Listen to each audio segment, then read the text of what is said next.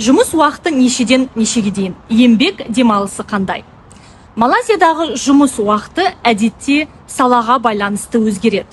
Көптеген кәсіпорындар дүйсенбіден жұмаға дейін таңғы 9-дан кешкі 6-ға дейін жұмыс істейді.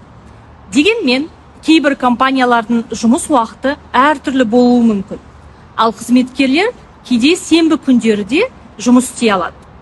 Ал мерекелік демалысқа келетін болсақ, Малайзиядағы қызметкерлер 2 жылдан аз жұмыс істеген болса, кемінде 10 күндік жыл сайынғы ақылы еңбек демалысына құқылы.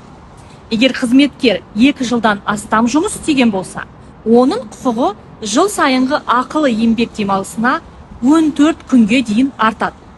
Сонымен қатар, қызметкерлер жылына 11 мемлекеттік мерекеге құқылы.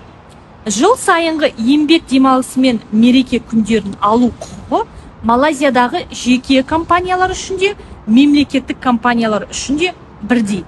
Дегенмен кейбір компаниялар жеңілдіктер пакетінің бөлігі ретінде көбірек ақылы демалыс ұсына алады.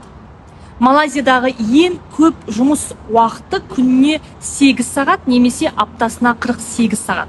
Қызметкерлер 5 сағат қатарынан жұмыс істегеннен кейін кемінде 30 минут демалуға құқылы. Дегенмен кейбір салаларда әртүрлі жұмыс уақытына қойылатын талаптар болуы мүмкін және әртүрлі ережелерге бағынуы мүмкін. Қарағандарыңызға көп рахмет.